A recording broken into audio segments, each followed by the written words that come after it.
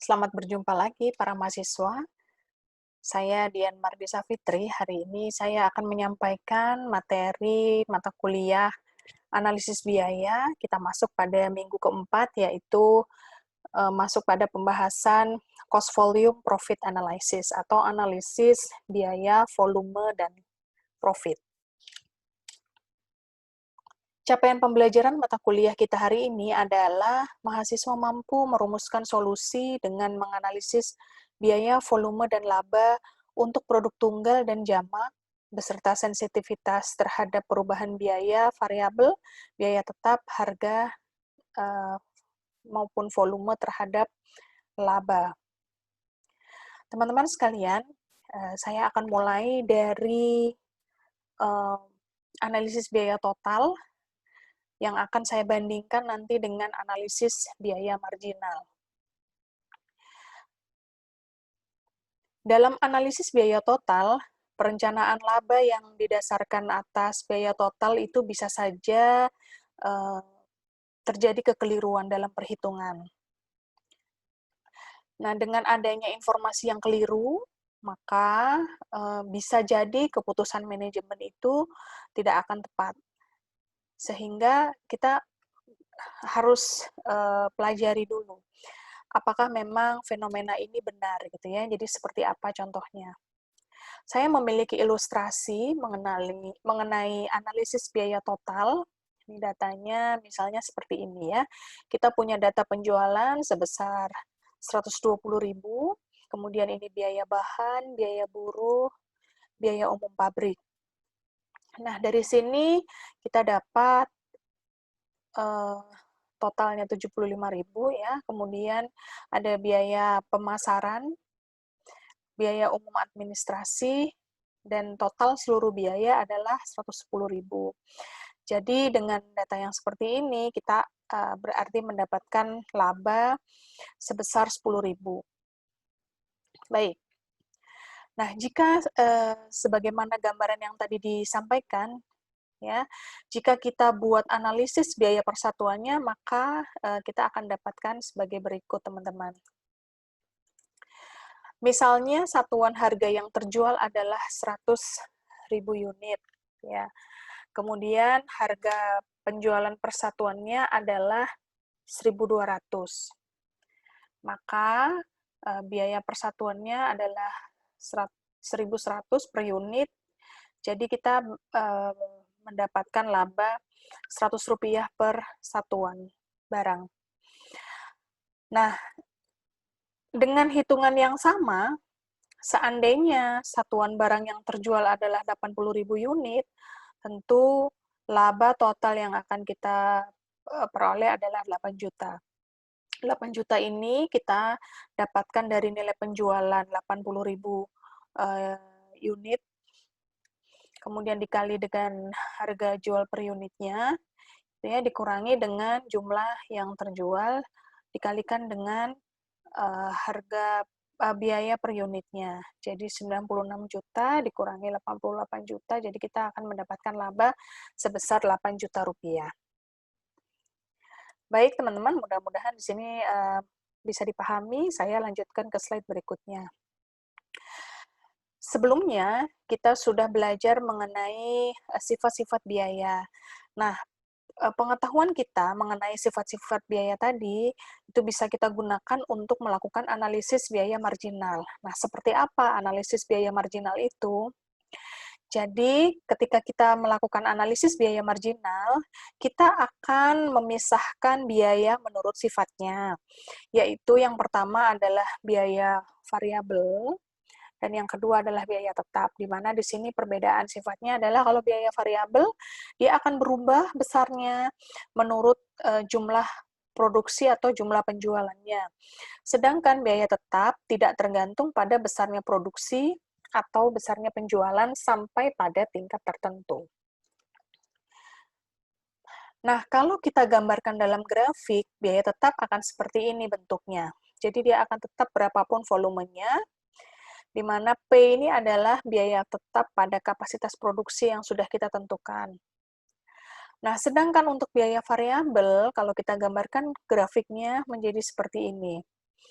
di mana Q ini adalah biaya variabel untuk sebanyak A unit, ya. Sedangkan alfa ini adalah biaya variabel per unitnya. Baik, mudah-mudahan cukup jelas. Saya lanjutkan kalau kita menggambarkan nilai penjualan. Nah, gambar grafik dari nilai penjualan ini mirip dengan biaya variabel. Jadi seperti ini. Baik, sekarang kita akan menghitung atau melakukan analisis biaya marginal. Di sini saya sertakan analisis biaya total yang tadi sudah saya tampilkan, gitu ya, untuk sebagai perbandingan. Nah, apa yang berbeda di sini? Yang berbeda adalah kita memisahkan biaya menurut sifatnya. Jadi kita di sini menghitung berapa total biaya variabel, ya. Kemudian itu untuk menghitung berapa kontribusi yang kita dapatkan, kemudian baru nanti juga dikurangi biaya tetap. Nah, dalam ilustrasi yang sama, kalau di analisis biaya total, laba yang kita dapatkan adalah 10.000. Nah, di sini sama. Dengan analisis biaya marginal, kita hitungannya ketika nilai penjualan kita 120.000, maka laba kita juga sama 10.000.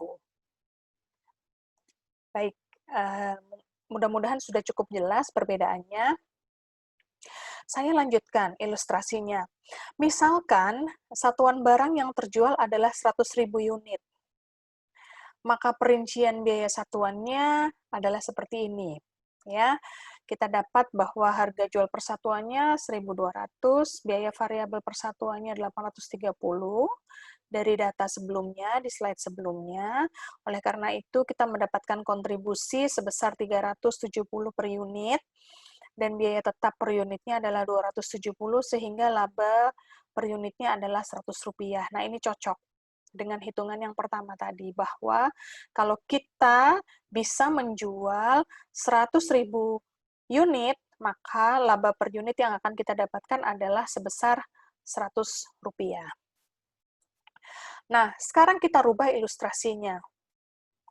Kalau yang terjual hanya 80.000 unit, maka kita memerlukan penyesuaian perhitungan. Ya. Nah, sekarang jika terjual 80.000 unit dan kita tahu bahwa harga jual per unitnya 1.200 per unit, maka nilai penjualan kita akan berubah menjadi 96 juta. Kemudian ini dikurangi dengan biaya variabel. Terjual 80.000 unit, nah biaya variabel satuannya adalah 830, maka kita mempunyai total biaya variabelnya adalah 66.400.000 rupiah, sehingga kontribusi kita adalah sebesar 29.600.000 rupiah. Nah, ini teman-teman kita kurangi dengan biaya tetap. Biaya tetap di sini ini sama dengan biaya tetap yang kita keluarkan ketika penjualannya 100.000 unit. Ya, karena biaya tetap itu kan tidak berubah menurut volumenya gitu ya. Mau terjual 80.000, mau terjual 100.000, biaya tetap yang kita keluarkan akan tetap sama sekian. Nah, kita lihat di sini perhitungan laba. Nah, di sini mulai menunjukkan perbedaan. Ketika kita hanya berhasil menjual 80.000 unit, maka laba yang kita dapatkan secara total adalah Rp2.600.000, hanya Rp2.600.000. Nah, ketika kita melakukan analisis biaya total tadi, ketika yang terjual 80.000 unit, laba yang dicapai sebesar 8 juta rupiah. Padahal setelah kita hitung dengan analisis biaya marginal, ternyata kita hanya mendapatkan 2.600.000. Nah, jelas di sini bahwa analisis biaya total untuk perencanaan laba itu bisa menyesatkan manajemen, gitu ya, sehingga kita disarankan melakukan analisis biaya marginal untuk merencanakan laba. ya. Jadi kita nggak bisa menggunakan analisis biaya total itu untuk merencanakan laba. Nah, sedangkan untuk merencanakan laba ini bisa kita lakukan dengan dua pendekatan. Yang pertama adalah pendekatan titik impas, dan yang kedua adalah pendekatan kontribusi. Kita akan lihat satu persatu ya, teman-teman. Oke, mudah-mudahan sampai di sini cukup jelas kenapa kita harus memisahkan biaya itu berdasarkan sifatnya, terutama biaya tetap dan biaya variabel. Nah, kita lihat tadi dari dua ilustrasi yang sudah saya sampaikan tadi, bahwa kesalahan yang terlihat adalah pada besarnya laba, teman-teman ya. Nah, di mana di dalam analisis biaya total dianggap sebagai biaya yang berubah secara proporsional dengan banyaknya barang yang terjual, ya. Nah, oleh karena itu jelaslah bahwa analisis biaya total itu tidak terlalu tepat atau bahkan tidak tepat untuk perencanaan laba. Nah, sekarang kita akan menganalisis titik impas atau break even point ini dengan menggunakan pendekatan analisis biaya marginal. Artinya, kita akan dari awal memisahkan biaya berdasarkan sifatnya, mana yang biaya variabel dan mana yang biaya tetap. Gitu. Nah, impas itu adalah menunjukkan keadaan di mana jumlah penjualan sama dengan jumlah biaya untuk memperoleh hasil tersebut. Nah, dalam keadaan ini kita tidak rugi, tidak juga untung. Gitu ya.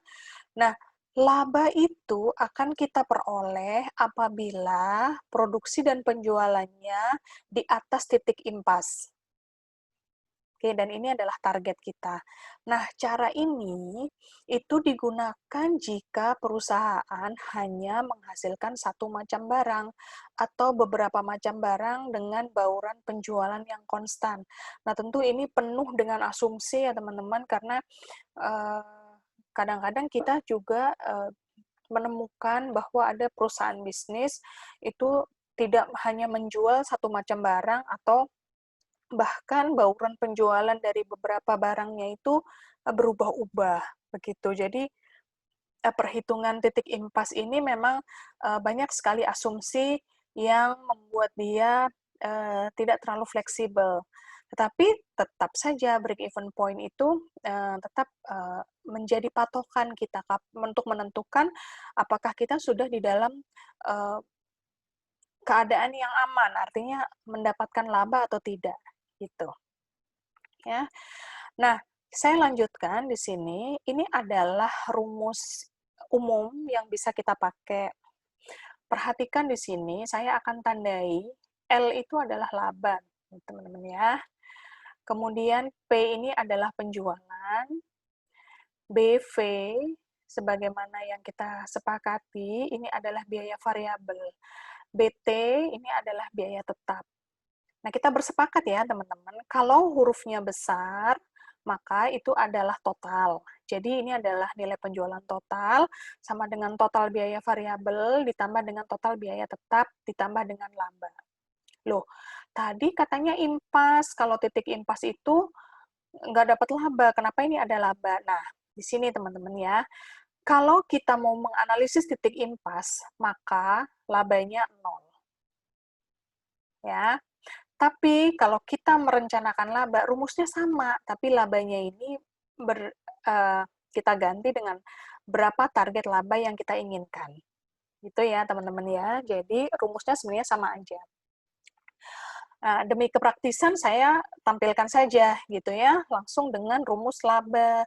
Tapi di sini harap diingat, kalau kita mau menganalisis titik impas, labanya sama dengan 0. Gitu ya, yang ini sama dengan 0. Kalau rumus ini kita gunakan untuk merencanakan laba, maka nilai L ini ada angkanya. Gitu ya. Nah, kita turunkan rumusnya sehingga kita dapat rumus XBEP. XBEP itu maksudnya adalah nilai break even point di dalam unit. Ya, itu bisa kita hitung dari total biaya tetap ditambah dengan laba, kalau BEP berarti labanya berapa teman-teman? 0 ya. Dibagi dengan HJ ini adalah harga jual total, dikurangi biaya variabel satuan. Oke, baik. Mudah-mudahan cukup jelas, saya lanjutkan. Nah, break even point dalam rupiah, teman-teman, itu bisa kita hitung dengan menggunakan rumus ini. Rumus ini adalah, rumusnya adalah ya, break even point dalam rupiah, itu adalah biaya tetap dibagi dengan 1 dikurang biaya variabel dibagi dengan hasil penjualan. Oke, saya lanjutkan. Nah, sedangkan break even point di dalam unit itu adalah hasil dari biaya tetap dibagi dengan kontribusi persatuan. Kontribusi persatuan ini adalah harga jual dikurangi dengan biaya variabel. Begitu. Oke, baik. Mudah-mudahan cukup jelas. Saya lanjutkan.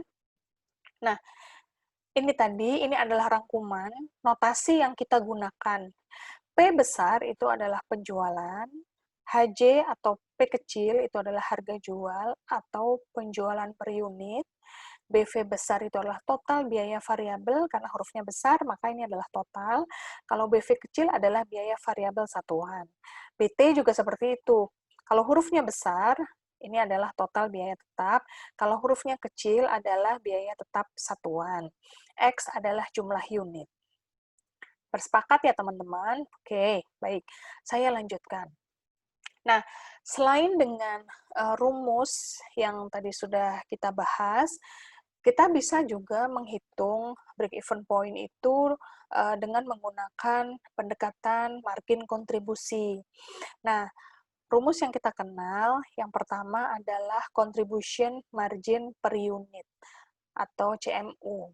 Nah, margin kontribusi per unit itu kita dapatkan dari nilai penjualan per unit, ini berarti adalah harga jual, dikurangi dengan biaya variabel satuan. Oke, saya lanjutkan. Nah, sekarang, kalau tadi per unit, maka sekarang kita lihat ini adalah totalnya. Bedanya hanya notasinya adalah huruf besarnya gitu ya. Cara menghitungnya sama. Jadi contribution margin atau CM itu kita dapatkan dari nilai penjualan total dikurangi dengan biaya variabel total. Baik, saya lanjutkan. Nah, sekarang kita juga bisa mendekati dari rasionya. Namanya contribution margin ratio. Contribution margin ratio atau CMR ini bisa kita hitung dengan dua pendekatan, baik dengan total biaya atau satuannya. Ya, kalau kita mau menghitung dari nilai totalnya, maka nilai penjualan total dikurangi dengan biaya variabel total dibagi dengan nilai penjualannya. Sedangkan ketika kita mau menganalisis persatuannya, tinggal kita ganti ya, notasinya juga kita ganti. Jadi P kecil ini adalah harga jual per unit dikurangi dengan biaya variabel satuan dibagi dengan nilai harga jual persatuannya. Baik, saya lanjutkan. Nah, sekarang kita akan lihat margin of safety. Margin of safety ini menunjukkan kalau nilainya positif, maka kita safety. Safety itu artinya kita laba, gitu ya. Nah, di sini rumusnya adalah margin safety per unit, itu adalah nilai banyaknya unit yang terjual, aktual, ya, jadi kenyataannya berapa yang terjual, dikurangi dengan unit break even point-nya. Jadi, safety kalau yang terjual secara aktual itu lebih besar daripada nilai impasnya. Itu ya teman-teman.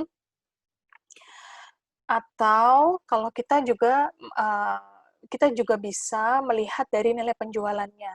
Yang penting penjualan aktualnya, nilai penjualannya ya dalam rupiah atau dalam nilai mata uang yang lain, itu lebih besar daripada nilai break-even point-nya dalam mata uangnya, gitu ya. Jadi safety itu artinya kita aman gitu ya, aman dari kerugian, maksudnya seperti itu. Nah, teman-teman, kita juga mengenal yang namanya margin safety ratio. Nah, di sini kita membandingkan margin safety per unit dibandingkan dengan X aktual. X aktual ini adalah jumlah yang terjual secara aktual. Oke. Kalau kita mau dalam rupiah atau dalam mata uang juga bisa. Ya, sama seperti itu. Nah, contohnya begini. Misalnya, kita punya data bahwa produksi dan penjualan yang berhasil dilakukan adalah 100.000 unit. Kemudian biaya yang dikeluarkan itu terdiri dari biaya variabelnya 40 juta, biaya tetapnya 24 juta. Kemudian harga penjualan persatuannya Rp1.000.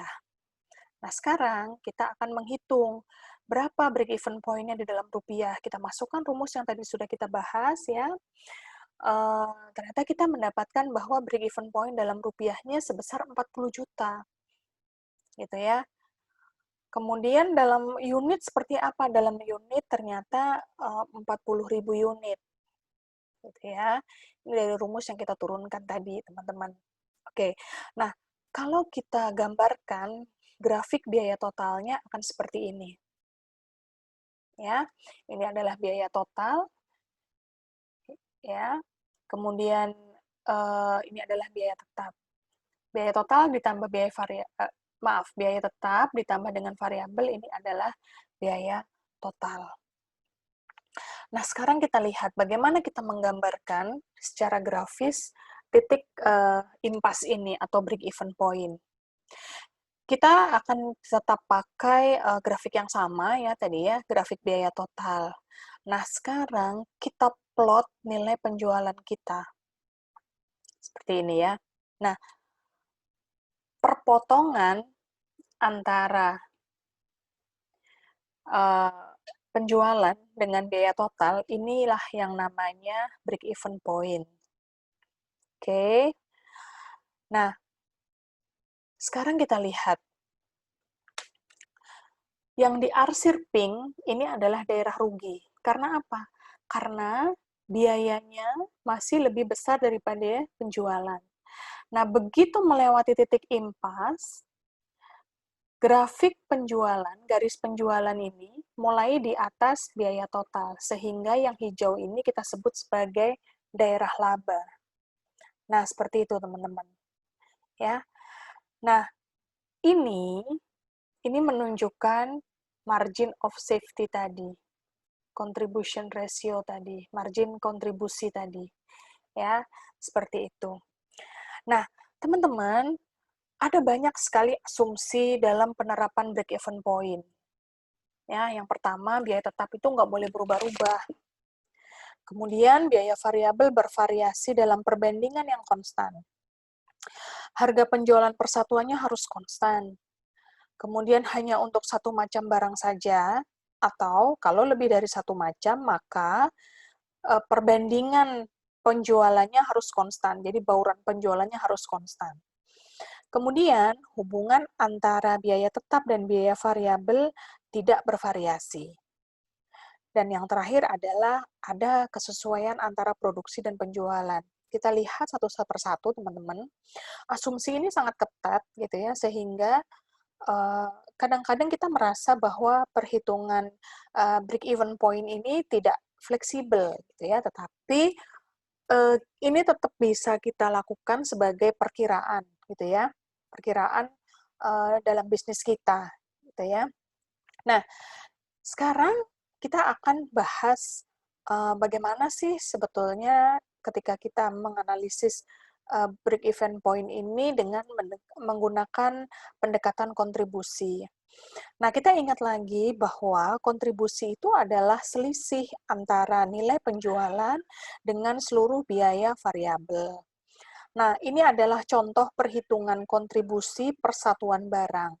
Misalnya kita ada data gitu ya bahwa harga jualnya Rp500, kemudian biaya variabelnya Rp300, berarti kontribusinya adalah Rp200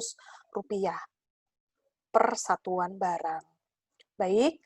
Nah, untuk menghitung besarnya tingkat penjualan agar dapat menutup seluruh biaya dan laba yang diinginkan, maka kita akan menggunakan rumusan seperti ini, ya. Jumlah satuan barang yang harus dibuat atau dijual adalah biaya tetap ditambah dengan laba yang diinginkan dibagi dengan kontribusi persatuan.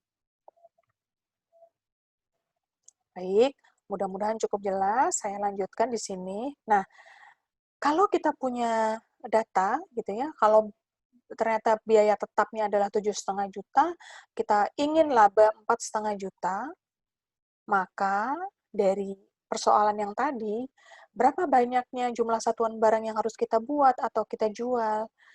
Biaya tetapnya ditambah dengan laba yang diinginkan dibagi dengan kontribusi tadi per unit. Sehingga kalau kita kepengen laba 4,5 juta, kita harus berhasil menjual sebanyak 60.000 unit. Begitu, teman-teman. Nah, apa kelebihan pendekatan kontribusi? Sama saja. Yang pertama, kita bisa menghitung titik impas. Kemudian, ini juga bisa kita gunakan untuk mencari kombinasi penjualan yang menghasilkan laba paling besar. Nah, ini juga memperhitungkan faktor pembatas. Ya, batasnya adalah tadi ya, batas laba yang diinginkan, besarnya kontribusi per unit, itu adalah faktor-faktor pembatasnya. Nah, mudah-mudahan cukup jelas. Nah, selanjutnya saya ingin membahas bahwa di dalam perhitungan break-even point itu ada pengaruh pajak, teman-teman, ya. Kita lihat ilustrasinya, misalnya kita punya data, ya, laba sebelum pajak 100% itu adalah Rp24 juta.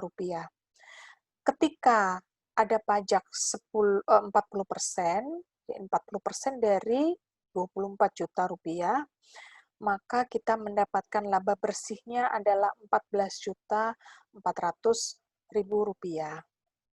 Nah, laba bersih yang kita dapatkan itu sebetulnya kita hitung dari laba sebelum pajak dikurangi pajak. Nah, sekarang pajak itu kita dapatkan dari laba sebelum pajak dikali dengan rate atau tarif pajaknya. Sehingga laba bersih itu kita dapatkan dari laba sebelum pajak dikurangi dengan laba sebelum pajak dikali tarif pajak atau rate pajak. Nah, laba bersih itu teman-teman kita dapatkan dari laba sebelum pajak dikalikan 1 min rate pajak. Sehingga laba sebelum pajak itu adalah laba bersih dibagi dengan 1 min rate pajak. Jadi, pengaruh pajak terhadap BEP adalah seperti ini. Nah, saya lanjutkan dengan contoh soal, gitu ya. Misalnya, kita punya data bahwa ada sebuah perusahaan, PT Ayu Maju, memproduksi, menjual tas. Kapasitas per tahunnya 10.000 per unit. Kemudian biaya tetap per tahunnya 30 juta, harga jual tas per unitnya 10.000. Laba bersih setelah pajak 20%, jika terjual sesuai kapasitas adalah 24 juta. Nah, kita diminta untuk menghitung break-even point-nya dalam unit dan rupiah. Jangan khawatir, kita punya rumus yang tadi, ya kita masukkan gitu ya, kita hitung dulu berapa nilai laba sebelum pajaknya. Kita dapatkan ternyata laba sebelum pajak yang didapatkan adalah 30 juta. Nah, 30 juta ini kita masukkan ke dalam rumus penjualan. Ya. Yang di awal sekali tadi kita sudah bahas, jadi 30 jutanya masuk ke sini. Kita punya data biaya tetap 30 juta, laba sebelum pajaknya 30 juta dibagi dengan kontribusi per unit. Nah, dari rumus ini kita bisa menghitung yang namanya biaya variabel per unitnya. Kita dapat di sini bahwa biaya variabel per unitnya adalah Rp4.000, barulah kita bisa menghitung berapa break-even point di dalam unit dan berapa break-even point di dalam rupiah. Ternyata break-even point dalam unit itu adalah sebesar 5.000 unit, sedangkan break-even point di dalam rupiah itu kita dapatkan sebesar 50 juta rupiah. Seperti itu teman-teman. Mudah-mudahan cukup jelas ya. Jadi rumusnya tidak ada yang berubah, tinggal kita masukkan saja datanya ke dalam rumus yang sudah kita dapat. Nah, sekarang kalau tadi adalah untuk produk yang tunggal. Sekarang bagaimana dengan break-even point untuk multiple produk? Teman-teman, yang harus diketahui pertama kali untuk kita menghitung atau menganalisis break-even point produk jamak adalah yang pertama kita harus ada data biaya tetap. Yang kedua, biaya variabel per unit untuk setiap jenis produk. Yang ketiga, harga jual per unit setiap jenis produk. Dan ini yang paling penting adalah sales mix-nya, atau campuran penjualan atau bauran penjualan. Nah, kita akan menggunakan istilah HP, atau Hypothetical Package. Nah, ini adalah sebuah nilai yang mewakili keseluruhan produk, baik harga jual atau penjualan atau biaya variabel. Jadi harga jual per penjualan atau biaya variabel. Nah, untuk menganalisis break-even point multiple product, ini adalah rumusnya, gitu ya. Kita punya di dalam rupiah, dalam mata uang, dan di dalam unit. Yang pertama, step pertama adalah kita menghitung V. V ini adalah satu nilai perbandingan dari hypothetical package biaya variabel dibagi dengan hypothetical package pendapatan penjualan. Nah, setelah kita dapat V ini, maka kita bisa menghitung break-even point di dalam rupiah. Caranya adalah membagi biaya tetap dibagi dengan 1 min V. Oke. Nah, kalau kita mau dalam unit, break-even point-nya dalam unit, maka ini tadi, break-even point dalam rupiah dibagi dengan hypothetical package pendapatan penjualan. Hypothetical package pendapatan penjualan ini seperti apa cara menghitungnya? Kita langsung ya kerjakan atau lihat contoh soal di buku Horngren, buku yang kita pakai. Teman-teman lihat di halaman 106. Ya, di situ ada persoalan sales mix gitu ya. Kita lihat di halaman 106 itu, jadi ceritanya gitu ya, subjeknya adalah Emma ini ya. Emma ini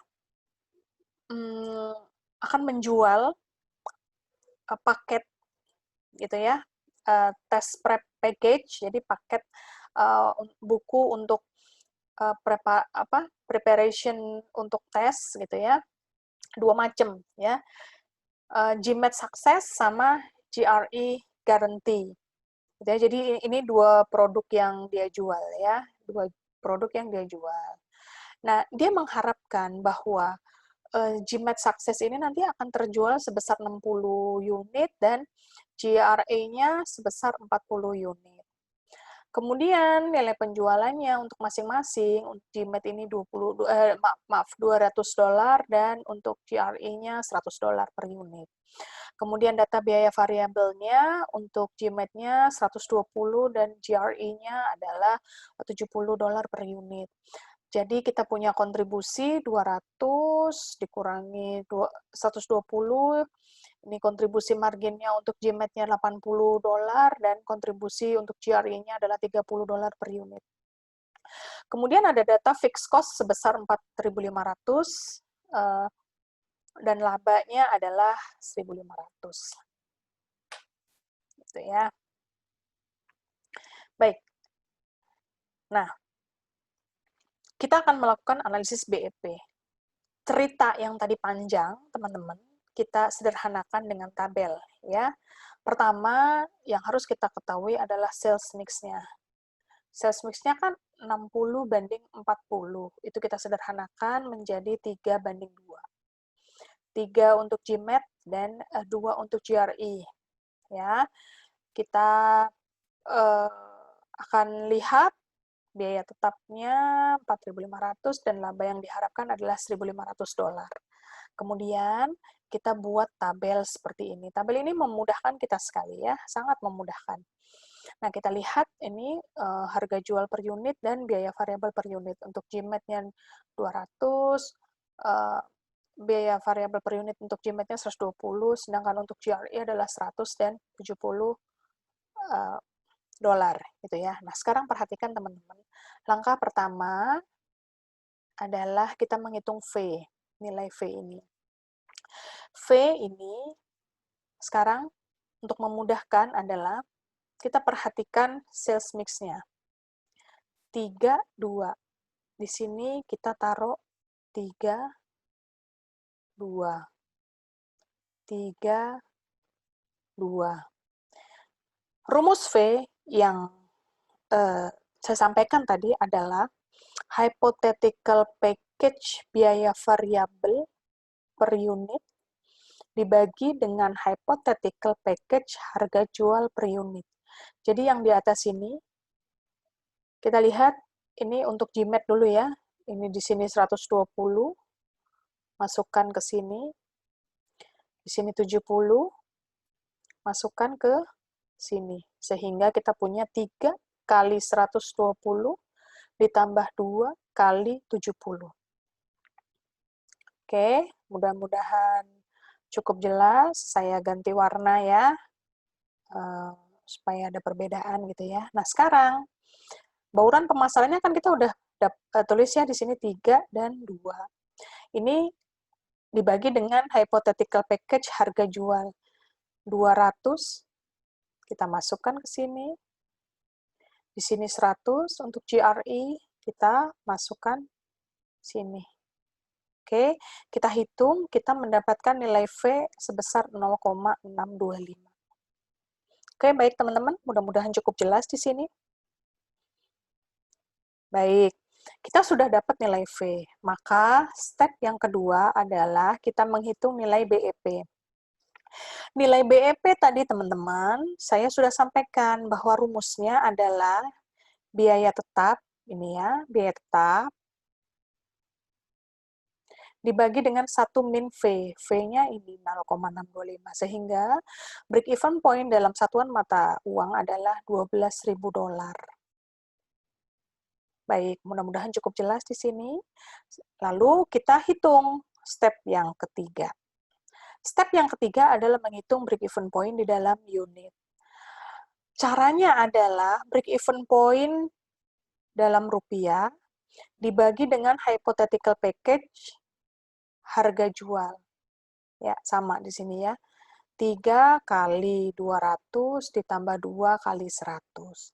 Kita mendapatkan nilai 15 hypothetical package. Nah, apa fungsi nilai 15 ini? Tadi kita ingat bahwa HP, hypothetical package, adalah nilai yang mewakili penjualan, gitu ya. Nilai yang mewakili nilai penjualan atau harga jual atau kontribusi, gitu ya. Nah, sekarang kita kembalikan lagi.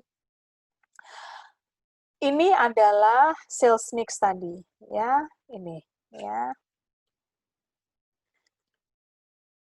Oke, ini juga sales mix-nya tadi.